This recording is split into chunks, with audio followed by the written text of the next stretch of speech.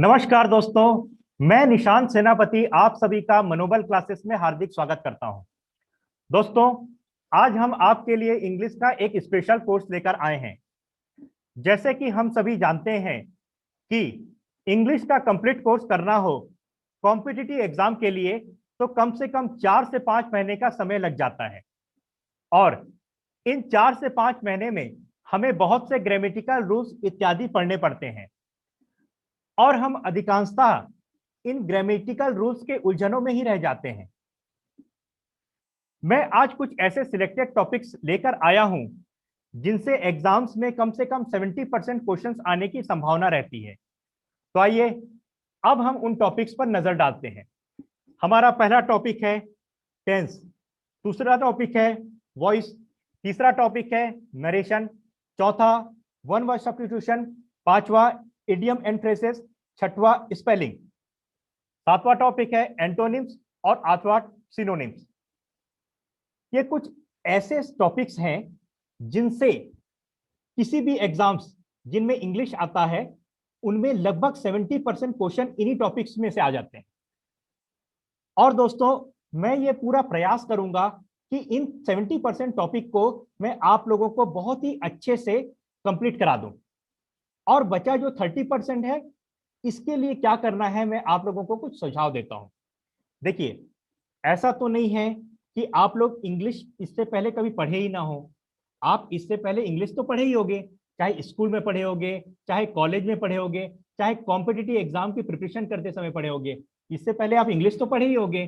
तो ऐसा तो नहीं कि 30% में से आपसे कुछ भी ना बने। बेसिक लेवल या मॉडरेट लेवल के क्वेश्चन तो आपसे बन ही जाएंगे। देखिए दोस्तों, इसके अलावा मैं कुछ बताना चाहूंगा। मैं इन 70% को तो बहुत ही अच्छे से कंप्लीट कराऊंगा ही कराऊंगा, लेकिन ये जो बचे 30% है, इनके इसके लिए यदि जरूरत पड़ा तो मैं कुछ आर्टिकल का रूल्स बता दूंगा आप लोगों को। यदि जरूरत पड़ा तो कुछ पार्ट्स ऑफ स्पीच का रूल बता दूंगा। ऐसे कुछ रूल्स यदि एग्जाम्पल के माध्यम से या किसी अन्य तरीके से मैं इन 30% में से भी कुछ हिस्सा कराने का प्रयास करूंगा। अगला टॉपिक है list of forms of verbs. दोस्तों, ये फॉर्म्स ऑफ वर्ब्स क्या होते हैं? देखिए, फॉर्म्स ऑफ वर्ब्स जैसे इस टाइप के फॉर्म्स ऑफ वर्ब्स के मैं आप लोगों को लिस्ट दूंगा, अच्छे खासे लिस्ट दूंगा। हम जो ये फॉर्म्स ऑफ वर्ब के लिस्ट बनाए हैं, ये प्रीवियस ईयर क्वेश्चन पेपर को ध्यान में रखते हुए बनाए हैं और ये बहुत स्टैंडर्ड और एक सेलेक्टेड लिस्ट है। जैसे अराइस मतलब उठना, अराइस, अरोस, अराइसन, अराइसिंग, अराइसिस, ऐसे कुछ फॉर्म्स ऑफ वर्ब्स के मैं आप लोगों को लिस्ट दूंगा। अच्छा, ये फॉर्म्स ऑफ वर्ब्स का महत्व क्या होता है मैं आप लोगों को बताना चाहूंगा। देखिए, चाहे टेंस हो, चाहे वॉइस हो, चाहे नरेशन हो, चाहे चाहे वर्ब हो। देखिए, जब तक आपको फॉर्म्स ऑफ वर्ब्स नहीं आता, आप ना ही टेंस पढ़ सकते हैं, ना ही वॉइस पढ़ सकते हैं, ना नरेशन पढ़ सकते हो, ना वर्ब पढ़ सकते हो। और दोस्तों, बिना वर्ब का, यदि आपको वर्ब नहीं आता, बिना वर्ब का कोई सेंटेंस भी नहीं बन सकता। और ये याद रखना, बिना सेंटेंस का कोई भाषा भी नहीं बन सकता।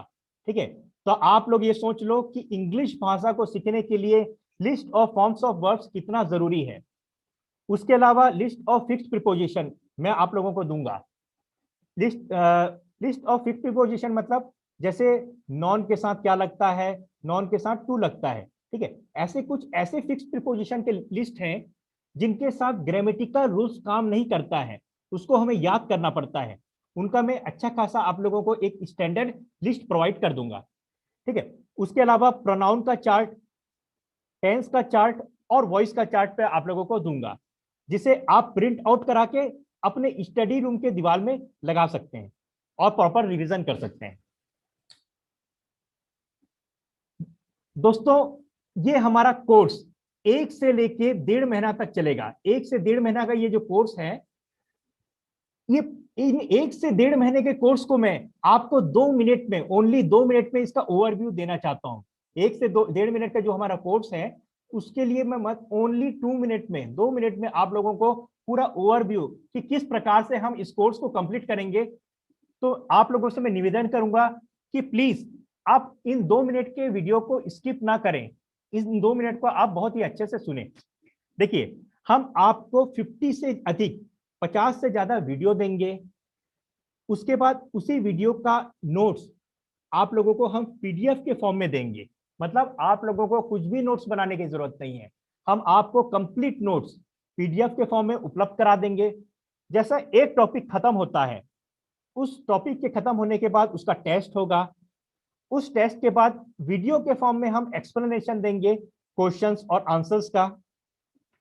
वो एक्सप्लेनेशन खत्म होने के बाद उसी एक्सप्लेनेशन का हम पीडीएफ आप लोगों को दे देंगे। इतना सब कुछ करने के बाद भी यदि आपको कोई डाउट आता है तो हमारे पास चैटिंग की सुविधा भी है, चैटिंग फैसिलिटी है। ये कोर्स कौन कौन से एग्जाम के लिए यूजफुल है? तो देखिए दोस्तों, CGPSC Asia ranger, CGPSC Vyapam, Chhattisgarh police SI, विधानसभा के एग्जाम्स, छत्तीसगढ़ CHPSCL जो विद्युत विभाग के एग्जाम होते हैं वो, और जितने भी छत्तीसगढ़ के एग्जाम्स है, चाहे सीजीपीएससी मेंस हो, जिस छत्तीसगढ़ में होने वाले सारे एग्जाम्स जिसमें इंग्लिश आता है, सारे एग्जाम के लिए ये कोर्स यूजफुल है। उसके अलावा एसएससी के एग्जाम्स हो गए, मतलब इंडिया के कोई भी एग्जाम जिसमें इंग्लिश आता है, वो सारे एग्जाम्स के लिए ये कोर्स मोर देन सफिशिएंट है। मतलब इससे बाहर आपको पढ़ने की आवश्यकता नहीं है। देखिए दोस्तों, आप लोगों को कुछ भी नोट्स बनाने की जरूरत नहीं, मैं कलरफुल और ब्यूटीफुल नोट्स आप लोगों को प्रोवाइड कराऊंगा। उसके अलावा हम बेसिक लेवल से एडवांस लेवल तक इस कोर्स को लेकर जाएंगे। मतलब यदि आपको कुछ भी नहीं आता तो आपको टेंशन लेने की जरूरत नहीं, हम एकदम बेसिक लेवल से इस कोर्स को स्टार्ट करेंगे और एक एडवांस लेवल तक इस कोर्स को लेकर जाएंगे। दोस्तों, आपको नोट्स पूरा बाइलिंगुअल मिल जाएगा, बोथ हिंदी और इंग्लिश लैंग्वेज में। इस कोर्स की वैलिडिटी 6 महीने की है। आप इस 6 महीने के इस कोर्स को 24x7 जितना बार चाहे इस कोर्स को देख सकते हो। मतलब जितना हम 50 से प्लस वीडियो देंगे आप लोगों को, उसको आप जितना बार चाहे उतना बार देख सकते हैं। देखिए, हमारे इस कंप्लीट कोर्स की कीमत है ओनली 99 रुपीज। और 99 रुपीज का आज की डेट में क्या इंपॉर्टेंस है मैं आप लोगों को बताना चाहूंगा। देखिए, 99 रुपए का इंपॉर्टेंट इतना है, इतना मात्र है कि जो एक पिज्जा का एक छोटा सा टुकड़ा जिसको हम आधा खा के फेंक देते हैं, उसका जो कीमत होता है, उतने की कीमत में मैं आपको ये पूरा कंप्लीट कोर्स प्रोवाइड करा रहा हूं। ठीक है, देखिए, मैं आप लोगों को सुझाव दूंगा, सजेशन दूंगा कि प्लीज आप लोग इस बार एक पिज्जा का एक छोटा सा टुकड़ा बस मत खाओ। आप एक पिज्जा का छोटे से टुकड़ा का सेक्रीफाइस कर लो, उसके बदले में आप ये कोर्स ले लो। जिस दिन आपका सिलेक्शन हो जाएगा तो आप पिज्जा का पार्टी खुद तो करना ही करना, बल्कि अपने दोस्तों को भी कराना। ठीक है दोस्तों? दोस्तों, ये कोर्स आपको कहां से मिलेगा? देखिए, यदि आप इस वीडियो को YouTube में देख रहे हो तो YouTube के जो डिस्क्रिप्शन है उसमें हमारे मोबाइल ऐप का लिंक दिया हुआ है। हमारे मोबाइल ऐप का नाम है मनोबल द लर्निंग ऐप। जैसे ही आप हमारे मोबाइल ऐप को इंस्टॉल करोगे, वहां होम पेज में ही एक स्टोर का बटन दिया रहेगा, उसको क्लिक करके आप हमारे कोर्स तक पहुंच सकते हैं। और आज के क्लास का यदि आपको फ्री पीडीएफ चाहिए तो भी आप हमारे मोबाइल ऐप से प्राप्त कर सकते हैं। मोबाइल ऐप के होम पेज में ऊपर में 3 लाइन है, ऐसे बना हुआ 3 लाइन है, इसको आप क्लिक करोगे तो आपको स्टडी मटेरियल करके वहां पर एक बटन दिखेगा, उस बटन को दबाओगे तो आप फ्री पीडीएफ तक पहुंच जाओगे। फ्री पीडीएफ का करके एक फोल्डर बना हुआ है फ्री पीडीएफ का, वहां से आप आज के क्लास का फ्री पीडीएफ प्राप्त कर सकते हैं। यदि आपको एप्लीकेशन से रिलेटेड कोई भी डाउट हो तो इस नंबर पर आप संपर्क कर सकते हैं या व्हाट्सएप कर सकते हैं। चलिए दोस्तों, आज के क्लास को हम यही शुरुआत करते हैं, यहीं से शुरुआत करते हैं। हम अपने हर एक क्लास की शुरुआत कुछ मनोबल लाइंस के साथ करते हैं।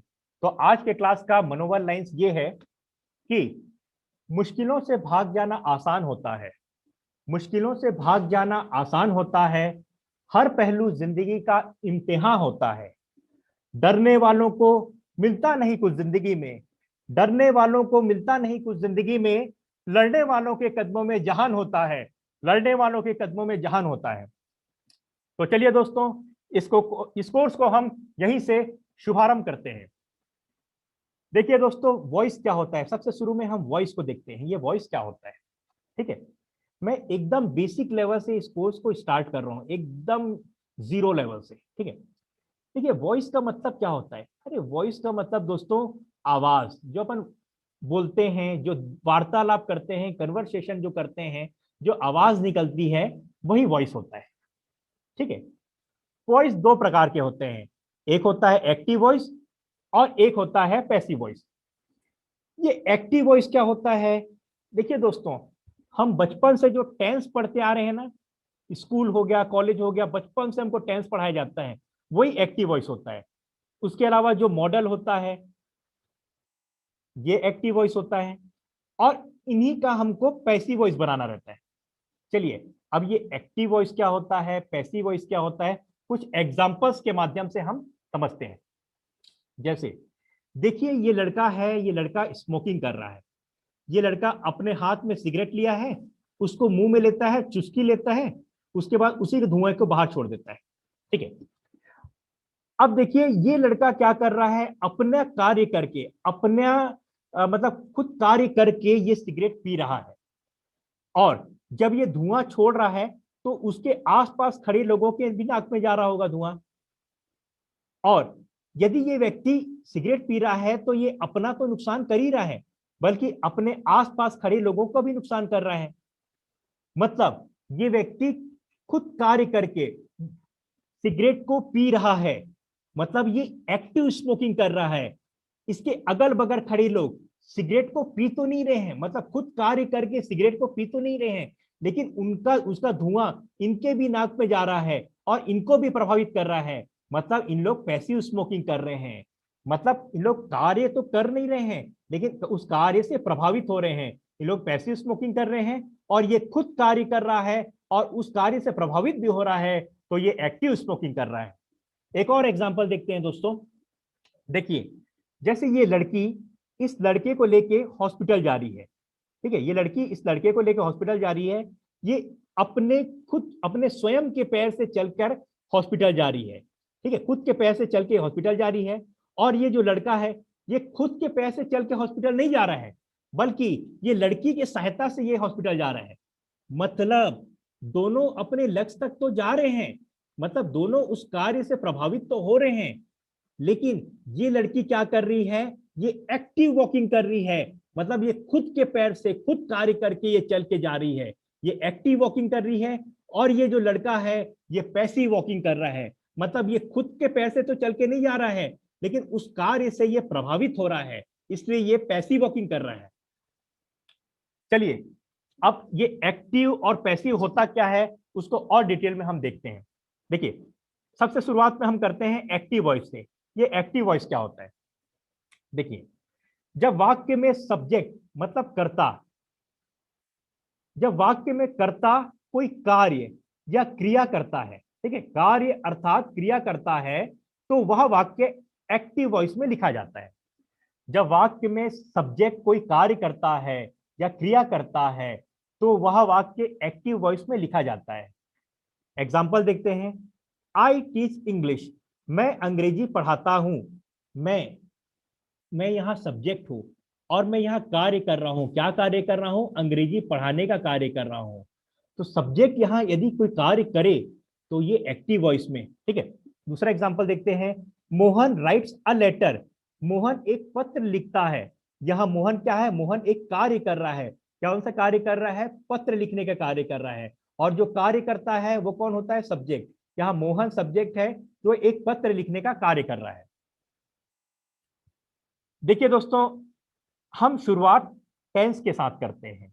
क्यों, हमने जाना कि एक्टिव वॉइस क्या होता है। ये जो हम टेंस पढ़ते आए हैं यही एक्टिव वॉइस होता है, और एक्टिव वॉइस का ही हमें पैसिव वॉइस बनाना होता है। दोस्तों, आप वॉइस तब तक नहीं पढ़ सकते, नरेशन तब तक नहीं पढ़ सकते, और वर्ब हो गया और स्पोकन इंग्लिश,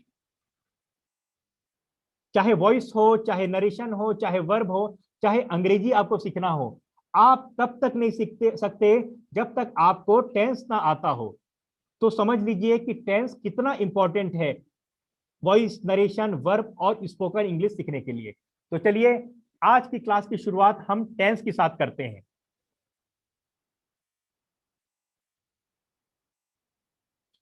देखिए दोस्तों, टेंस होता क्या है? टेंस जो है ये टाइम शब्द से मिलकर बना है। ठीक है, टेंस जो शब्द है ये टाइम शब्द से मिलकर बना है, जिसका अर्थ होता है समय या काल। ठीक है, समय और या काल। हम हिंदी में भी देखते हैं काल, और हिंदी में भी काल तीन प्रकार के होते हैं। उसी प्रकार अंग्रेजी में भी काल तीन प्रकार के होते हैं। कौन कौन से टेंस होते हैं? Present tense, past tense, future tense. वर्तमान काल, भूतकाल और भविष्य काल। ठीक है, वर्तमान काल कौन सा होता है? जो जो काल अभी चल रहा है, मतलब जो टेंस अभी चल रहा है। जैसे मैं आप लोगों को पढ़ा रहा हूं, ये है प्रेजेंट टेंस। और आप लोग वीडियो देख के इस कोर्स को पढ़ रहे हैं, ये भी क्या है? Present tense. पास्ट टेंस क्या हुआ? जो बीता हुआ समय। मतलब जैसे मैं सुबह नाश्ता किया था, ये समय चले गया ना, ये समय बीत गया, बीता हुआ समय, मतलब पास्ट टेंस। फ्यूचर टेंस मतलब ऐसे कार्य जो ऐसा कार्य जिसके होने की संभावना हो, मतलब जो कार्य अभी हुआ नहीं है, जिसके होने की संभावना है। जैसे मैं शाम को डिनर करूंगा, अभी किया हूं क्या, या अभी कर रहा हूं क्या? अभी नहीं कर रहा हूं, मैं रात में डिनर करूंगा। ये है फ्यूचर टेंस। हर एक टेंस के अंतर्गत चार सब टेंस होते हैं। ये चार सब टेंस कौन कौन से होते हैं? जैसे प्रेजेंट टेंस के अंतर्गत देखते हैं हम simple present tense, present continuous tense, present perfect tense और प्रेजेंट परफेक्ट कॉन्टिन्यूअस टेंस। उसी प्रकार यहां भी चार होते हैं और यहां भी चार होते हैं। अब इन सभी को हम बहुत ही डिटेल में देखने जा रहे हैं। तो चलिए शुरुआत हम सिंपल प्रेजेंट टेंस से करते हैं। सिंपल प्रेजेंट टेंस, जिसका अन्य नाम होता है प्रेजेंट इंडिफिनाइट टेंस। ठीक है, जिसका संकेत होता है ता है, ती है, ते है। ता हूं, ती हूं, ते हूं। ता है, ती है, ते है। ता हूं, ती हूं, ते हूं। ठीक है, अब देखते हैं निम्नलिखित स्थिति में इस टेंस का उपयोग किया जाता है। अब देखते हैं ऐसी कौन कौन सी स्थिति है जिसमें सिंपल प्रेजेंट टेंस के सेंटेंस बनाए जाते हैं। तो पहला देखते हैं, फॉर हैबिचुअल और रिपीटेड एक्शन। आदतन या बार बार होने वाले कार्य। आदतन कार्य जैसे मैं, जो आदतन कार्य मतलब जो हमारी आदत में है, जो जो कार्य हम यूजुअली करते हैं, प्राय करते हैं। जैसे I go to yoga classes daily, मैं रोज योग की कक्षाएं जाता हूं। देखो ता हूं लिखा हुआ है।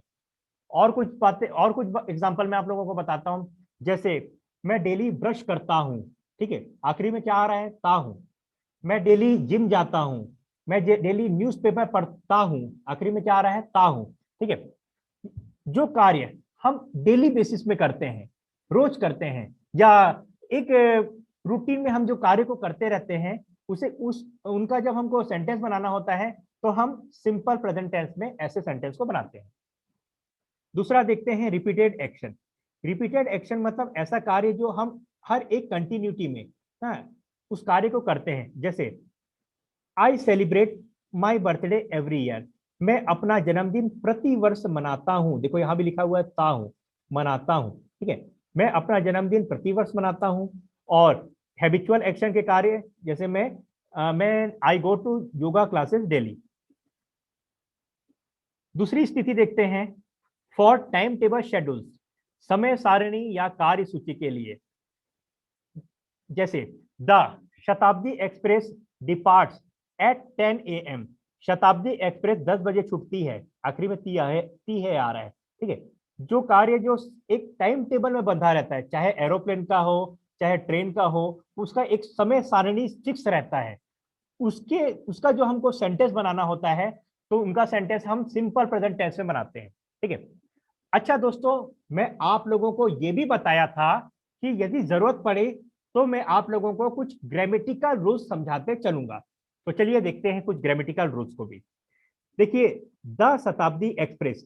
द शताब्दी एक्सप्रेस मतलब देखिए दोस्तों, कोई भी ट्रेन हो, कोई भी ट्रेन, ट्रेन शब्द ही क्यों ना लिखा हो, उन सभी के पहले द आर्टिकल का प्रयोग किया जाता है। ठीक है, द शताब्दी एक्सप्रेस डिपार्ट्स एट 10 AM। देखिए ये ट्रेन है करके ट्रेन के पहले द का प्रयोग हुआ, ठीक है। शताब्दी एक्सप्रेस, शताब्दी एक्सप्रेस एक प्रॉपर नाउन है और प्रॉपर नाउन की शुरुआत हमेशा कैपिटल लेटर से होती है और प्रॉपर नाउन हमेशा सिंगुलर होता है। प्रॉपर नाउन क्या होता है? सिंगुलर होता है, ठीक है। और सिंगुलर होने के कारण इसके साथ सिंगुलर वर्ब का प्रयोग हो रहा है।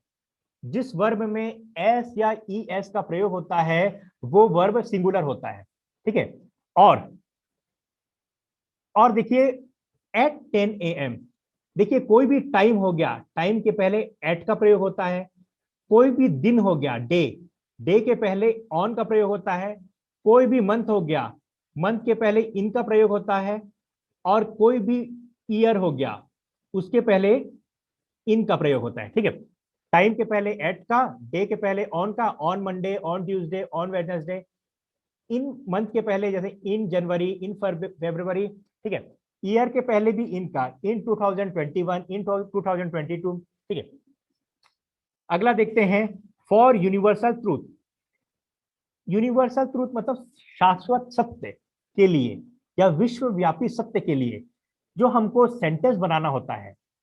जैसे the sun rises in the east, शाश्वत सत्य मतलब ऐसा सत्य जिसे कोई बदल नहीं सकता, जो प्रकृति के द्वारा बनाया गया है।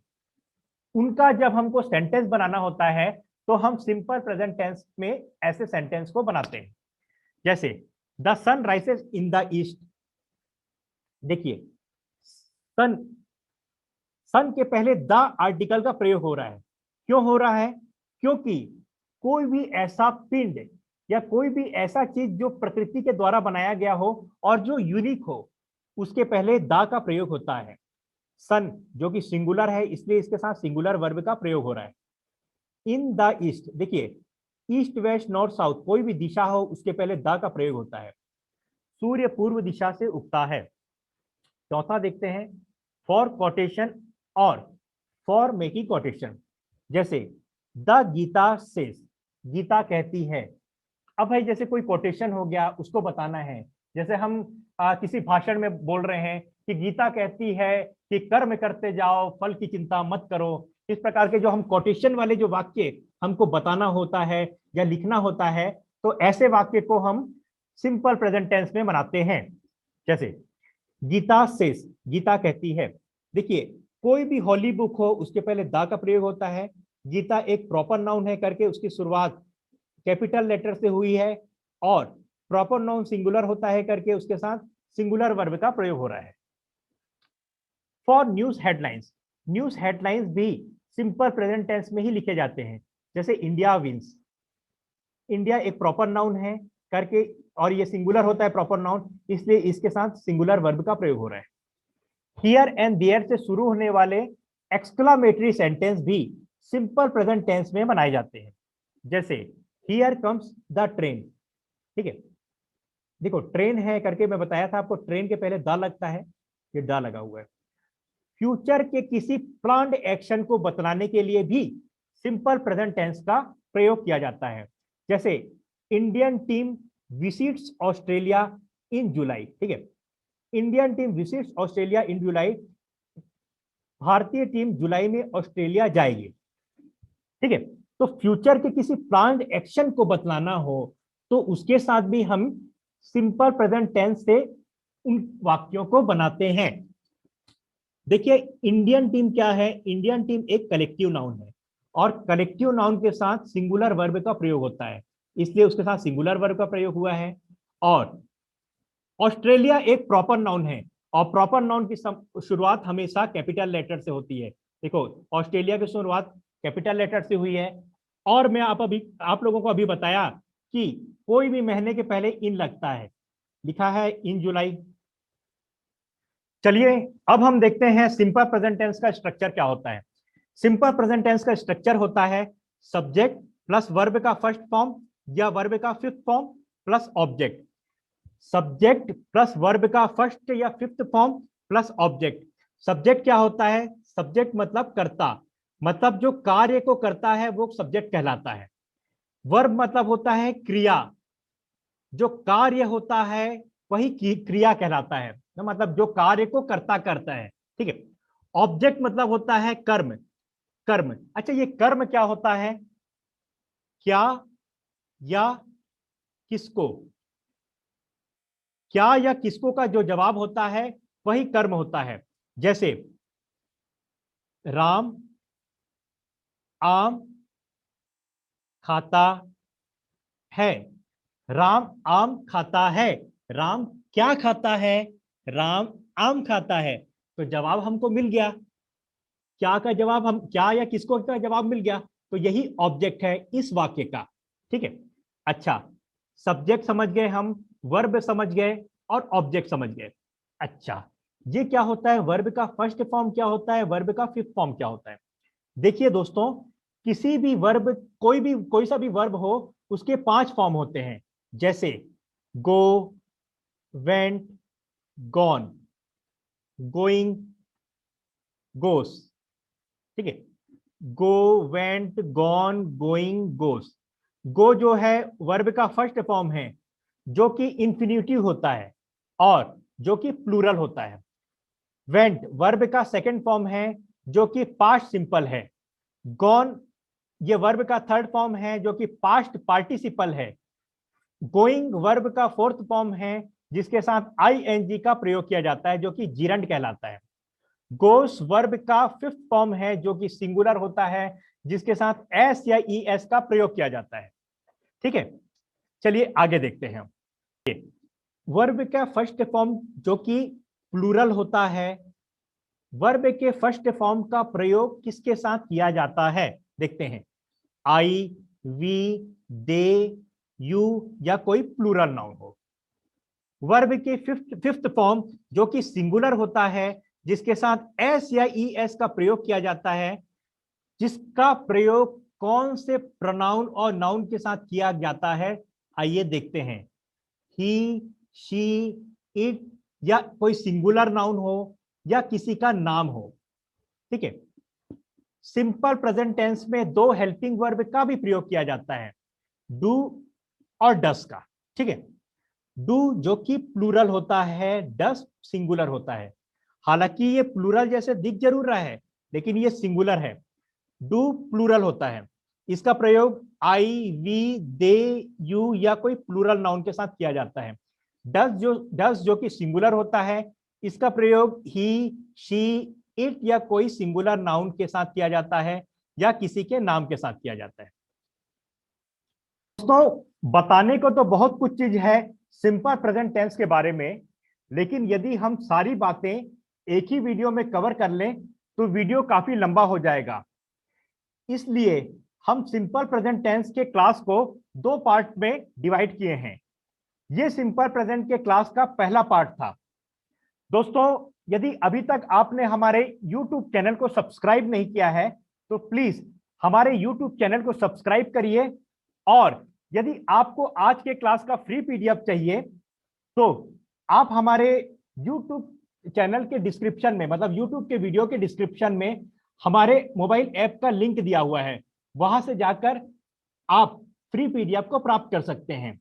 और मोबाइल ऐप से रिलेटेड कोई भी डाउट हो तो आप इस नंबर पर संपर्क कर सकते हैं। हमारे मोबाइल ऐप का नाम है मनोबल द लर्निंग ऐप। तो दोस्तों, आज के क्लास को हम यही समाप्त करते हैं।